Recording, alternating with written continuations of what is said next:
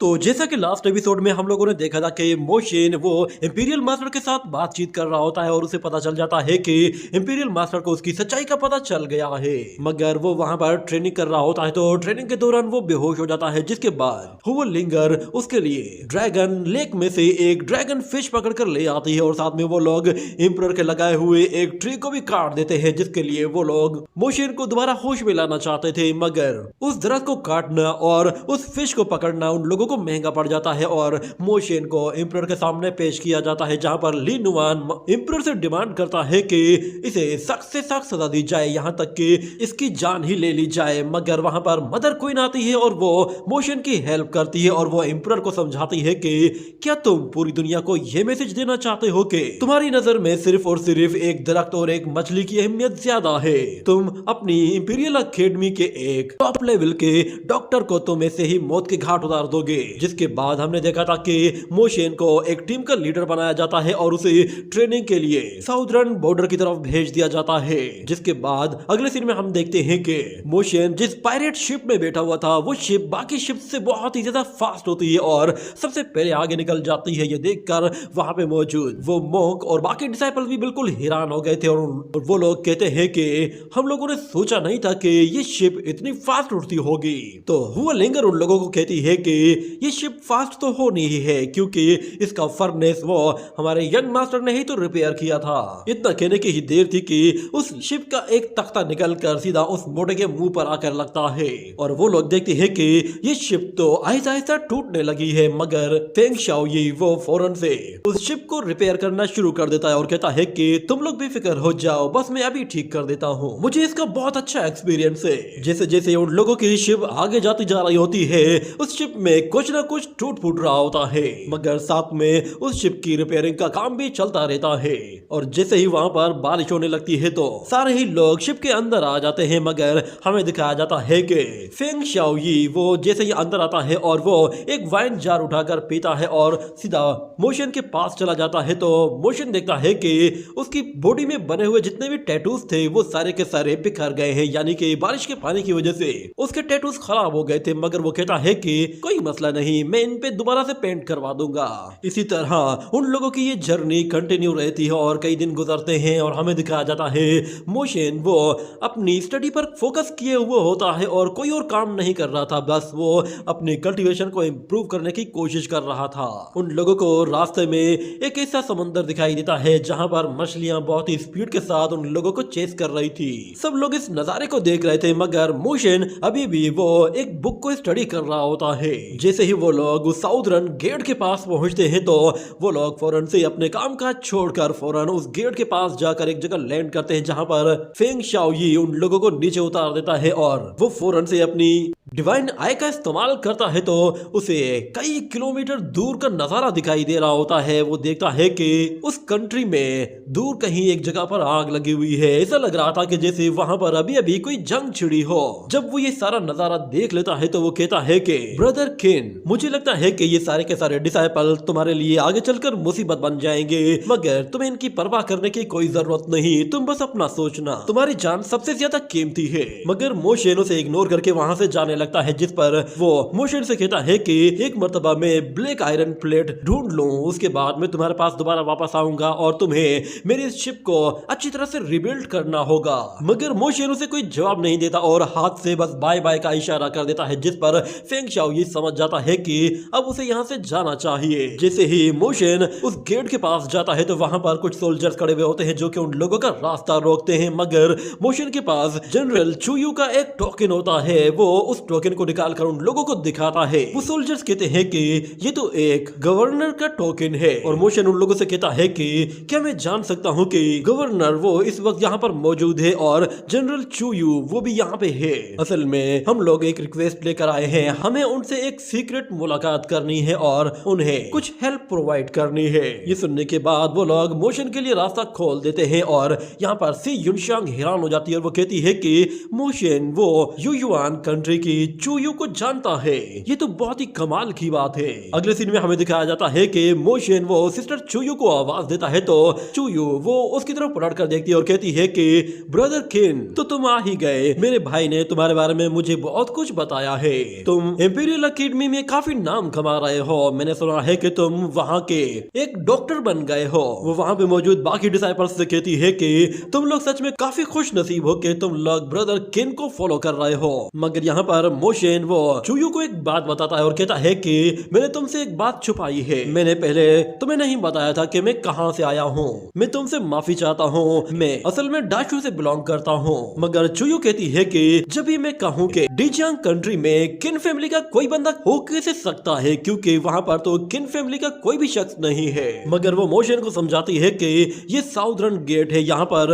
अलग अलग कंट्रीज के बहुत सारे लोग मौजूद हैं जो कि काफी स्ट्रॉन्ग भी है। तुम्हें यहाँ पर हर एक से संभल कर रहना होगा। यहाँ की सिचुएशन काफी ज्यादा डीप है, तुम इसे सरफेसली नहीं देख सकते। जिस पर मोशन कहता है कि सिस्टर यू, मुझे लगता है कि शायद आपको किसी पर शक है। आपको लगता है कि शायद इस आर्मी के अंदर कोई ऐसा बंदा है जो कि गद्दार है। मगर वो लड़की कहती है कि ऐसी सिचुएशन में पता लगाना बहुत ही मुश्किल है कि कौन गद्दार है और कौन अपना साथी है। तुम मेरी ही मिसाल ले लो, मैं युआन कंट्री की एक फॉरेन प्रिंसेस हूँ। ये सुनकर वो सारा ही लोग सरप्राइज हो जाते हैं। मगर वो लड़की उन लोगों को कहती है कि क्या तुम लोगों को लगता है कि मैं एक फॉरेन किंगडम की प्रिंसेस होने के नाते इस यान किंगडम के साथ गद्दारी नहीं करूंगी। ये बात सुनने के बाद सारे ही लोग बिल्कुल खामोश हो जाते हैं। मगर मोशन कहता है कि सिस्टर प्लीज इन लोगों को डराइए मत। आप जानती भी है ना कि इंपीरियल मास्टर वो कोई गेम खेल रहे हैं ताकि उनके जितने भी गद्दार हैं वो एक बार में ही सारे के सारे सामने आ जाएं। मगर वो लड़की कहती है कि मेरे लोग हमेशा से मुझे कहते हैं कि मुझे यानकांग किंगडम के साथ गद्दारी करनी चाहिए, मगर हमारी फैमिली वो हमारे किंगडम के थ्रोन को ज्यादा वैल्यू नहीं देती। हम लोग सिर्फ और सिर्फ अपने लोगों को वैल्यूज देते हैं। इससे पहले भी इंपीरियल मास्टर वो हमारे युआन किंगडम में आया था और उसने मेरे फादर के साथ बैठकर डिस्कशन की थी कि युआन पैलेस को किस तरह गवर्न किया जाएगा। हमें अपने लोगों की ज्यादा परवाह थी, तो इसीलिए हम लोग वो डिस्कशन हार गए। जिसके बाद मेरे फादर ने मेरे ब्रदर को उसके साथ कंपैरिजन करने के लिए कहा, मगर मेरा भाई भी उसका मुकाबला नहीं कर पाया और उसने वो थ्रोन मेरे हवाले कर दिया। ये सुनकर मोशन कहता है कि अच्छा तो सिस्टर आप एक इम्प्रेस रह चुकी है। मगर वो लड़की कहती है कि हाँ, मगर मैं इम्प्रेस सिर्फ और सिर्फ एक दिन की थी, इसीलिए मुझे कुछ ज्यादा मजा नहीं आया। एम्परर बनना बहुत ही आसान है, बस खुद को एक हाईएस्ट पोजीशन पर लेकर आओ और खुद को एम्परर डिक्लेयर कर दो। मगर सबसे इम्पोर्टेंट चीज है उस किंगडम को रन करना। ये कहने के बाद हमें दिखाया जाता है कि इंपीरियल मास्टर वो उस सन टेक्निक का मुकाबला करने के लिए उस इम्प्रेस का भी मुकाबला करता है और उसकी सन टेक्निक को भी वो बहुत ही आसानी से हरा देता है। जिसके बाद फिर इम्प्रेस ने अपना किंगडम वो इंपीरियल मास्टर के हवाले कर दिया था ताकि वो अपने लोगों की जिंदगी को और भी ज्यादा बेहतर बना सके और उन लोगों की जिंदगी बेहतर सिर्फ और सिर्फ यान किंगडम के साथ जुड़ने से ही बेहतर हो सकती थी। मगर इंपीरियल मास्टर ने उस लड़की को मारने के बजाय उससे कहा कि आज से तुम्हारा युआन किंगडम हमारे यानकांग किंगडम का लीजुओस स्टेट कहलाएगा और तुम्हें इस प्रोविंस का एक गवर्नर बनाया जा रहा है। तुम एक गवर्नर बनकर इसे सर्व कर सकती हो। ये सुनकर वो लड़की और भी ज्यादा खुश हो जाती है कि यानकांग किंगडम उसे इतनी बड़ी फेवर दे रहा है। मगर वो लड़की कहती है कि अगर तुम लोगों ने हमारे लोगों के अगेंस्ट कोई एक्शन लिया तो हम तुम्हारे अगेंस्ट फिर से बगावत करेंगे। एक अच्छा एम्परर बनने से बेहतर यही है कि मैं एक अच्छी सी गवर्नर बन जाऊं ताकि मैं अपने लोगों को अच्छी जिंदगी दे सकूं। एक एम्परर बनना इतना आसान टास्क नहीं होता। इतने में अचानक वहां पर एक सोल्जर भागते हुए आता है और वो आकर चुयू को कहता है कि मास्टर नाइन नेदर गेट के कुछ लोग सिटी से उड़ते हुए बाहर की तरफ चले गए हैं और हमने सुना है कि वो लोग लू कंट्री में जा रहे हैं जो कि हमारे लिए बहुत ही ज्यादा इंपॉर्टेंट है। ये सुनकर वो लड़की कहती है कि लू कंट्री वो हमारे लीजू स्टेट का एक गेट है। ये गेट हमें नॉर्थ के साथ हमारे कैपिटल से कनेक्ट करता है और इसके ईस्टर्न साइड पर जितने भी गद्दार सेक्ट हैं ये उन लोगों को भी होल्ड करता है। मुझे लगता है कि लू कंट्री में कुछ ना कुछ ऐसा हो रहा है कि जिसकी वजह से नाइन नेदर गेट वाले कोई चाल चल रहे हैं। वो लोग इस गेट को इतनी आसानी से छोड़ नहीं सकते। मगर मोशन कहता है कहीं वो लोग अपनी और भी ज्यादा मदद लेने के लिए तो वापस पीछे नहीं हटे। हो सकता है कि वो लोग दोबारा से पूरी ताकत से हमला करें। मगर वो लड़की उसे बताती है कि साउदर्न गेट वो बहुत ही ज्यादा मिस्टीरियस है। वहाँ ऐसे मॉन्स्टर्स भी हैं जिन्होंने इंपीरियल मास्टर पर हमला किया था और वो मॉन्स्टर अभी तक अपीयर नहीं हुए हैं और हम में से ये बात कोई भी नहीं जानता कि उस ओल्ड एरा के और कितने सारे मॉन्स्टर अभी भी मौजूद हैं। मगर मैंने बस इतना सुना है कि नाइन नेदर गेट के पास एक ऐसा डिमोनिक स्पेल है जिसके साथ वो लोग अंडरवर्ल्ड के गेट को ओपन कर सकते हैं। एक मर्तबा तब अगर वो लोग इसे ओपन कर सकते हैं तो फिर वो लोग अपने सोल्जर्स की सोल्स को वापस से उनकी बॉडी के अंदर रिटर्न कर सकते हैं। मोशन कहता है कि मैंने भी सोल समनिंग स्क्रिप्चर्स को रीड किया है और मुझे पता चला है कि सोल समनिंग स्क्रिप्चर्स के अंदर अभी भी कुछ एरर्स बाकी है, मगर मैंने उस टेक्निक को कभी भी रियल लाइफ में आजमाया नहीं है। मगर वहां पर वान यून होता है और वो कहता है कि हमें मास्टर ने बताया था कि घोस्ट सिंबल्स वो बिल्कुल बेकार होते हैं, ये बस लोगों को बेवकूफ बनाने के लिए लिखे जाते हैं। अचानक से वहां पर एक और सोल्जर भागते हुए आता है और वो बताता है कि जनरल शाओयी ने भी बगावत कर दी है और वो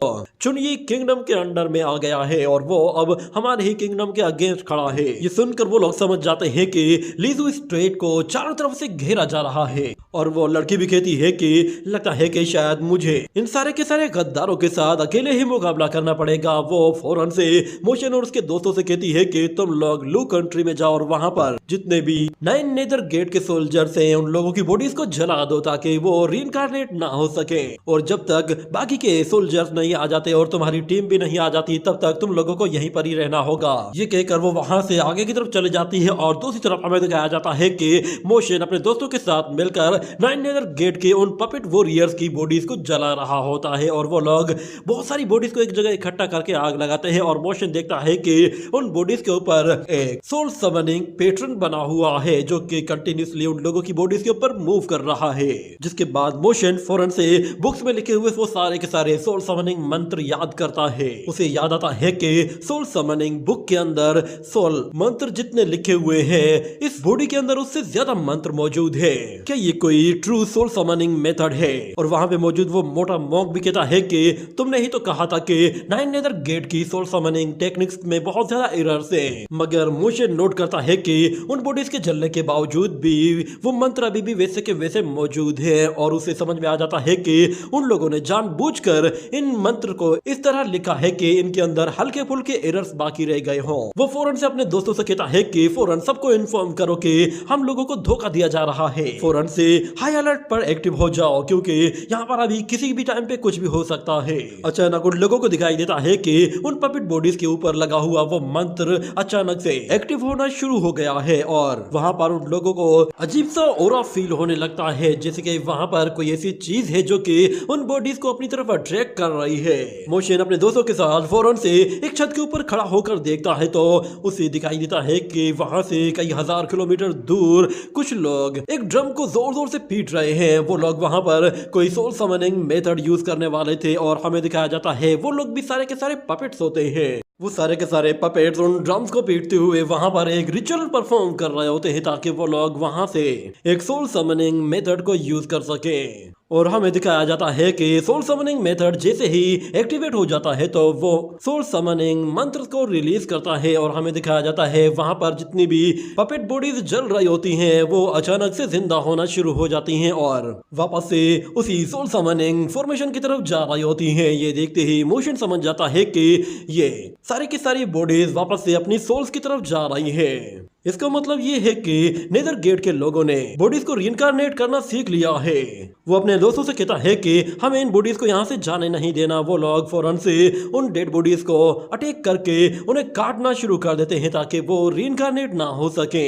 उसके सारे के सारे दोस्त अपने अपने वेपन निकालते हैं और सारे ही उन बॉडीज के ऊपर टूट पड़ते हैं और एक एक करके उन सारी ही बॉडीज को काट काट उनके टुकड़े टुकड़े कर देते हैं, जिसके बाद वो सोल समनिंग मेथड भी डीएक्टिवेट हो जाता है। और वो मॉन्क देखता है कि उन लोगों के बाकी के जितने भी स्कॉलर्स थे वो सारे के सारे वहां पर आ चुके थे, यानी कि उन लोगों के पास अब मदद पहुंच चुकी थी। मगर दिखाई देता है कि अचानक से वो सोल समनिंग फॉर्मेशन ट्रांसफॉर्म हो जाती है और वहां पर एक बहुत ही बड़ा गेट अपीयर होता है जिसके दूसरी तरफ से एक अजीब तरह की एनर्जी निकल रही होती है और वो इतना बड़ा गेट होता है कि वो शिप्स को अपनी तरफ खींचना शुरू कर देता है। ये देखते ही सारे ही लोग उससे दूरी बनाने की कोशिश करते हैं, मगर उसके बावजूद भी वो जायंट गेट उन लोगों को उन शिप्स के साथ साथ अपने अंदर खींच लेता है। और वहां पे नीचे खड़े हुए लोग ये देखकर काफी सरप्राइज होते हैं कि आखिर ये गेट कहां से अपीयर हुआ है और ये लोग कहां चले गए और आखिर इस सोल समनिंग फॉर्मेशन ने यहाँ पर एक ऐसा गेट कैसे समन कर लिया। ये तो कोई अंडरवर्ल्ड गेट लग रहा था। कहीं ऐसा तो नहीं है कि इस गेट ने इन सारी के सारे शिप्स को कहीं और ही डाइवर्ट कर दिया है।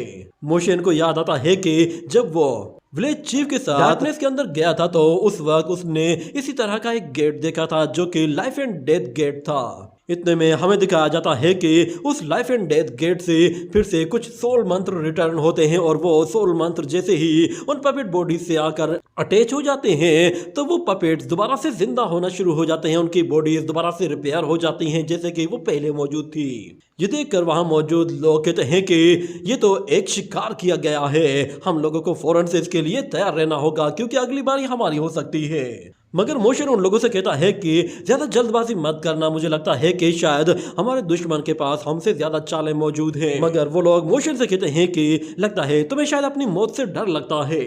मगर उन लोगों को वहां पर दिखाई देता है कि वो पपेट बॉडीज जो कि उन लोगों ने जलाई थी वो सारी की सारी रीइंकार्नेट हो चुकी होती हैं और सारे ही लोग फिर उस आर्मी कैंप पर हल्ला बोल देते हैं। हर तरफ फिर लोगों की लड़ाइयां होना शुरू हो जाती हैं और वो पपेट्स वहां पर मौजूद सोल्जर को चुन चुन कर मार रहे होते हैं। ये देखते ही मोशन और उसके साथी उन पपेट्स के साथ फाइट करते हैं। उन लोगों को पता चल जाता है कि ये नेदर वर्ल्ड के लोग हैं और वो मोटा भी कहता है कि नाइन नेदर गेट के लोग वो स्काई को ब्लॉक कर रहे हैं ताकि वो लोग ज्यादा से ज्यादा सोल्स को समन कर सके। मगर मोशन कहता है कि नहीं, ऐसा नहीं है, वो लोग स्काई को ब्लॉक इसलिए कर रहे हैं ताकि वो लोग हमारे आसपास जितनी भी कॉर्प्स बॉडीज हैं उन सबको कंट्रोल कर सके। हम लोग चारों तरफ से घिरने वाले हैं और वहां पर मौजूद जितने भी डेड वॉरियर्स होते हैं वो सारे के सारे ऐसा ऐसा जिंदा होना शुरू हो जाते हैं। और मोशन अपने साथियों से कहता है कि हमें चारों तरफ से घेरा जा रहा है, जिस पर वो लोग कहते हैं कि हमें क्या करना चाहिए। और वो लड़की भी कहती है कि लॉर्ड यू युआन ने हमें कहा था कि हमें इसी गैरिसन के अंदर ही रहना है, हम लोग यहाँ पर ज्यादा देर तक सरवाइव नहीं कर पाएंगे, मगर हमें यहाँ से बचकर निकलने का कोई दरवाजा भी ढूंढना होगा। और दूसरी तरफ हमें दिखाया जाता है सी युनशांग, वो भी लड़ते लड़ते ही फौरन से मोशन के पीछे आकर खड़ी हो जाती है और दोनों ही एक दूसरे को कोई इशारा करते हैं और सी युनशांग कहती है जल्दी से कोई डिसीजन लो। तो मोशन वहां पर देखता है कि दूर दूर तक सिर्फ कॉर्प्स बॉडीज ही कॉर्प्स बॉडीज हैं, हर तरफ से लोग आए जा रहे हैं और जहां से उन लोगों को निकलने का रास्ता मिलना था वहां पर भी और ज्यादा सोल्जर्स मौजूद होते हैं, यानी कि वो लोग चारों तरफ से घिरे हुए थे और बाहर जाने का कोई भी रास्ता नहीं था। मोशन उन लोगों से कहता है कि हमें फौरन से यहाँ से निकलना है, हमारे पास सिर्फ इस साइड की तरफ ही एक रास्ता है। मगर वान यून कहता है कि क्या तुम हमारी रिस्पॉन्सिबिलिटी लेते हो कि अगर हमें कुछ हुआ तो फिर तुम जिम्मेदार होगे।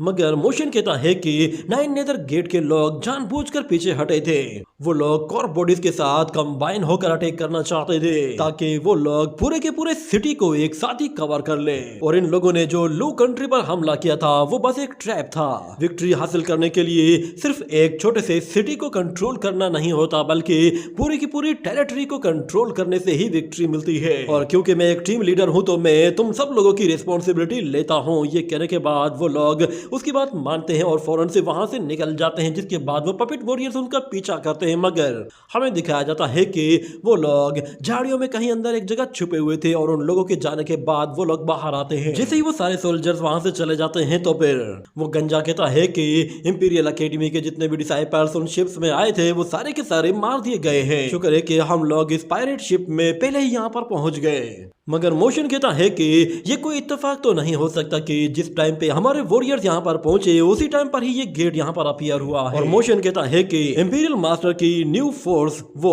स्कॉलर्स की फोर्स थी जो कि उसने रिफॉर्म्स करने के बाद बनाई थी। और वैसे भी एम्परर ने हमारी लोकेशन वो ट्रेनिंग के बिल्कुल लास्ट में जाकर सब लोगों को बताई थी। और वान यून कहता है कि हमारी इंफॉर्मेशन के बारे में सिर्फ और सिर्फ हाई लेवल के मास्टर्स को ही पता है। मगर मोशन दिली दिल में कहता है कि हमारी लोकेशन और हमारी ट्रेनिंग की डिटेल्स जिस शख्स के पास है वो सिर्फ और सिर्फ गु लिनोआन है। उसके साथ जो कि बराबरी की रैंकिंग के लोग हैं उनमें से भी कोई एक दुश्मन जरूर है।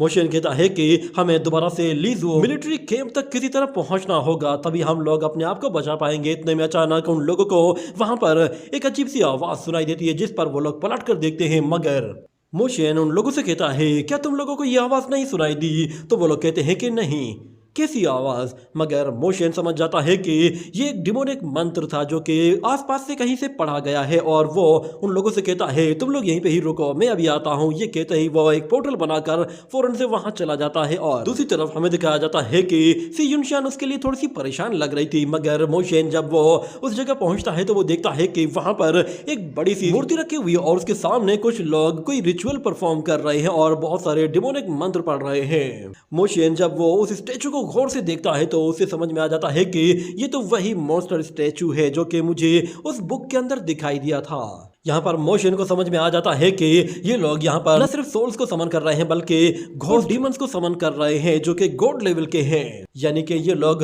होंगशेन सेक्ट से बिलोंग करते हैं। वो लोग फौरन से उन मंत्र को कंप्लीट करना शुरू कर देते हैं और हमें दिखाया जाता है कि जैसे ही उन लोगों का वो प्रोसेस कंप्लीट होता है तो एक बड़े से ग्राउंड में एक अजीब सी हलचल होती है और सब लोग उसकी तरफ अट्रैक्ट होते हैं। और हमें दिखाया जाता है कि उस जायंट मूर्ति के आसपास जितने भी सोल समनिंग मंत्र होते हैं वो सारे के सारे एक्टिव हो चुके होते हैं और ऊपर आसमान में उन लोगों को एक बहुत ही बड़ा फेस दिखाई देता है जिसके बड़े बड़े नोकीले दांत होते हैं। और वहां पर सोल्जर भागते हुए आता है और वो चूयू को बताता है कि मास्टर, इंपीरियल अकेडमी से जितने भी स्कॉलर्स आए थे उन लोगों की शिप्स को नाइन नेदर गेट के लोगों ने काउंटर कर दिया है। वो लोग कहीं गायब हो चुके हैं। लू कंट्री वो पूरी तरह से हमारे कंट्रोल से बाहर जा चुका है।